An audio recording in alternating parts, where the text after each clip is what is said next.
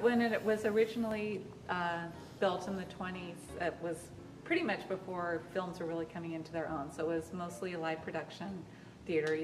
We saw photos of Al Jolson and Ethel Barrymore downstairs, and so they were doing live performances on stage. Then it was kind of a combination. The Warner Brothers bought it in the early 30s, and it started becoming more and more of a film-oriented theater, but yet we still had the Santa Barbara Symphony, and we had plays on stage, and so it was a multi-use performance venue. In the 70s, it was purchased, or actually I think it was purchased in the 50s by Metropolitan Theaters, but in the mid-70s, they decided to, or late 70s, they decided to turn it into a triplex movie house. So basically, they walled off the balcony here. There's a big wall here. They split the balcony in two. So upstairs were two different movie houses, and then we have the large movie house and orchestra level downstairs, which is about a 900-seat arena. We're first and foremost a center for the performing arts, so it was built to house performing arts events.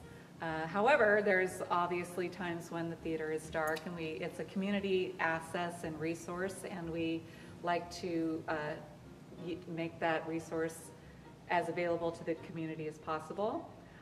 So we have pretty much any aspect of the theater that you would want to use, we make available to use when we're not having a live performance or when it isn't rented by some sort of performer.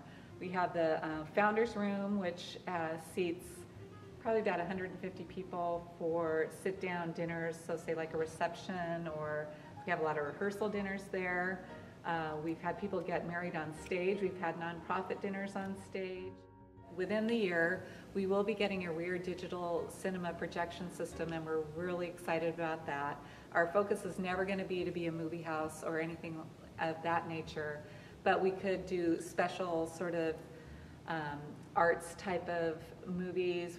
Our hope is to incorporate or be one of the venues for the Santa Barbara International Film Festival that's getting a lot, has a lot of international and attention, and just kind of give us a little wider scope capabilities for different presentations down the road. So we can accommodate any orchestra, traveling orchestra, and the Santa Barbara Symphony, as well as large theater productions that are traveling around the area as well.